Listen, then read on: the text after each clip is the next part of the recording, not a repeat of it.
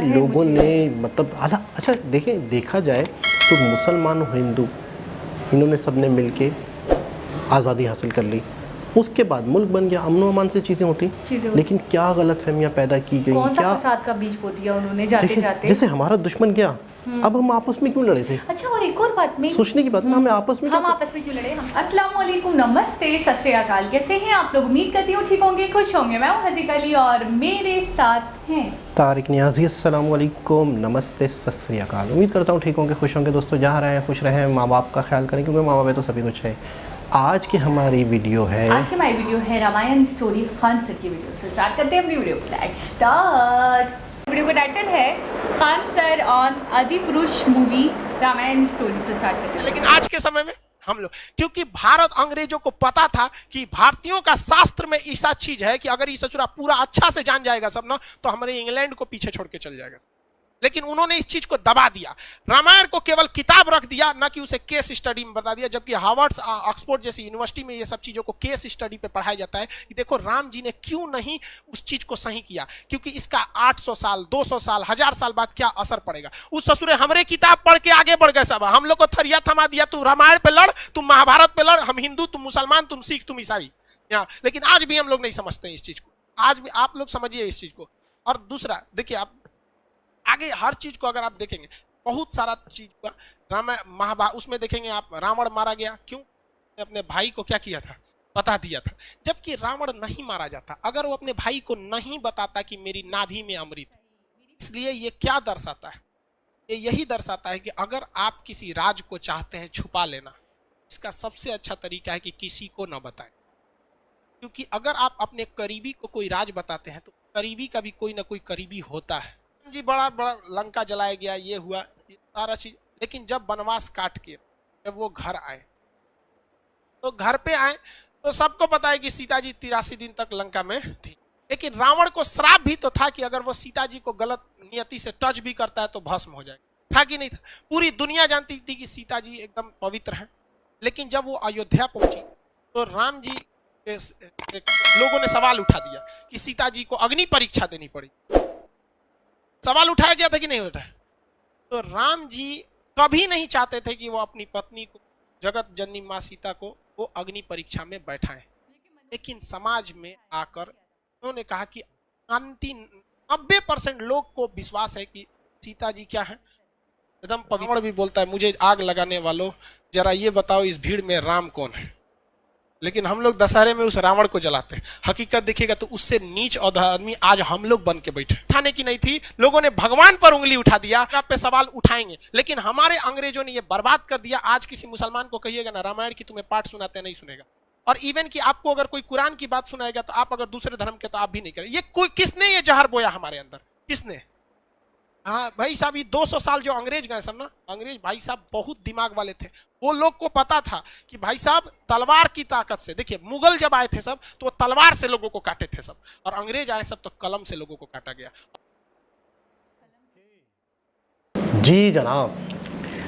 अच्छा, अब थोड़ा सा ना चीज़ों को अब कहानियां समझ आ रही, ठीक है ना। पहले शुरू में हम थोड़ा सा हमें समझ आ हम पहले शुरू में यूँ देखते थे तो हमें कोई बात होती थी, तो किस चीज़ की बात हो रही है, दशहरा की स्टोरी और अग्नि परीक्षा की, तो इसकी तो उसकी तो परीक्षा वगैरह नहीं समझ आता था, लेकिन अब आता है। तो ये कि हम यूँ देखते थे तो तो सोचते थे पता नहीं क्या है क्या नहीं है। जितना समझ स्टोरी मेरी तो दिमाग में पूरी स्टोरी घूम जाती है। तो अभी भी हमने रामायण या महाभारत नहीं देखी पूरी। जो भी श्लोक हैं, जो भी चीज़ें हैं जो डिस्कस नहीं है हमारे सामने।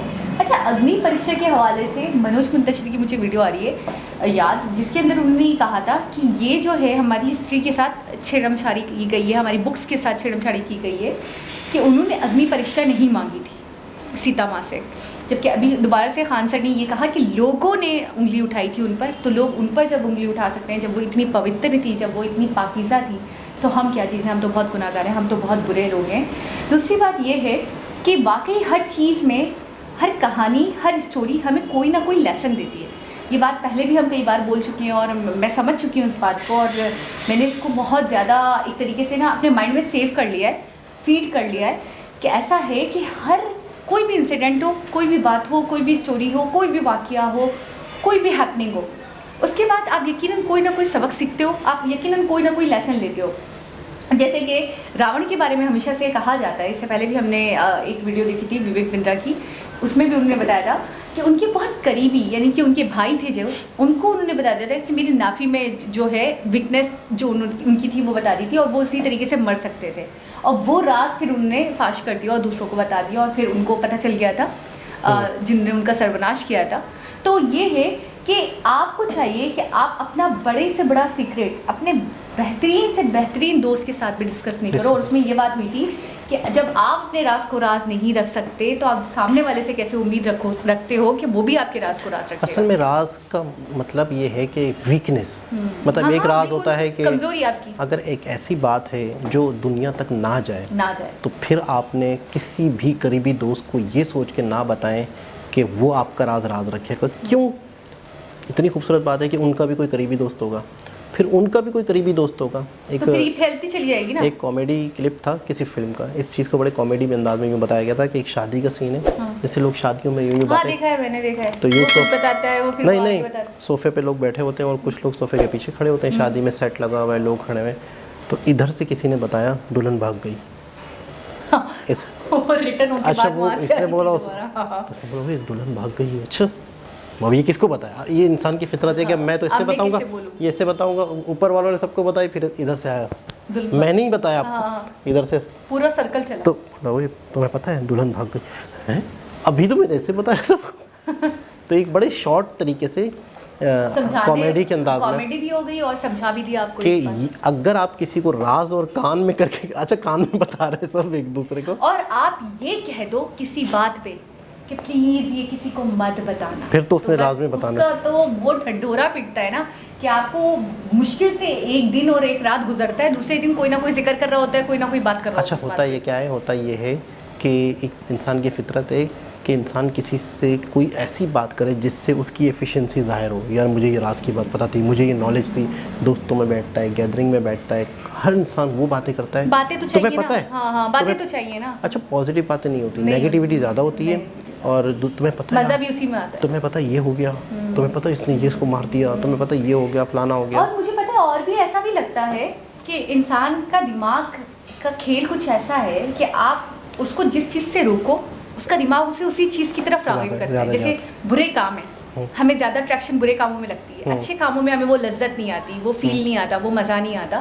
तो इसी तरीके से कि बुराई जो है वो अपनी तरफ अट्रैक्ट करती है इंसान को। आपने मना कर दिया कि ये बात नहीं बताना, तो वो राज आपका फाश होगा। अच्छा इससे खान सर की बातों से एक चीज़ और वाज़ेह हो गई कि जिस तरह से हमारे यहाँ मज़हब को लेके और चीज़ों को लेके और ज़ात को लेके लड़ाई झगड़े हैं, इसी तरह बहुत सारी और जो भी जगह हैं, जैसे मिसाल के तौर पर अंग्रेज़ तो महाभारत से इन चीज़ों से फ़ायदा उठा रहे हैं, कुरान से फ़ायदा उठा रहे हैं, उसकी जो मेन चीज़ें हैं उसमें जो सबक है, उसमें जो ज़िंदगी गुजारने के लेसन हैं उनको वो लोग ले रहे हैं। लेकिन कैसे स्टडी कर रहे हैं पूरी? लेकिन हमारे यहाँ सिर्फ उसे एक मजहबी किताबें बना के, बल्कि ना सिर्फ मजहबी किताबें बना के बल्कि उल्टा उलझा के उसको उससे लड़ा दिया, सिख को मुसलमान से, मुसलमान को सिख के।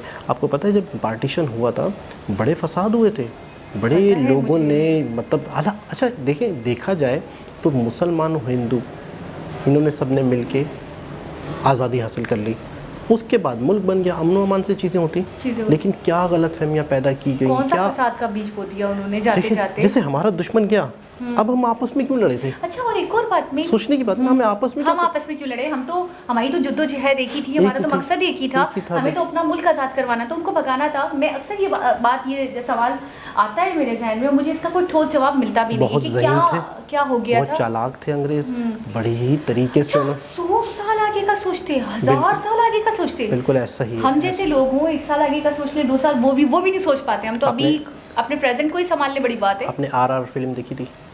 नहीं देखी। RR फिल्म में भी तकरीबन उनकी जो सोच है अंग्रेज़ों की, उनकी जो नेचर है वो दिखाई गई, किस तरीके से उन्होंने हम पे जुल्म करके रखे थे, किस तरीके से वो हमें एक गुलाम समझते थे। एक वीडियो में हमने देखा था ना कि एक शख्स ने किसी जगह ये पढ़ा हुआ लिखा हुआ पढ़ा कि तो उसे फिर फील हुआ, उसे सेंस। और मुझे याद आता है एक वीडियो और थी जिसके अंदर बताया गया था कि उन दिनों महात्मा गांधी किसी अंग्रेज़ के बराबर में शायद बैठ गए थे, तो उस अंग्रेज़ ने उनके ऊपर शाउट किया और उन्हें वहाँ से उठा दिया था।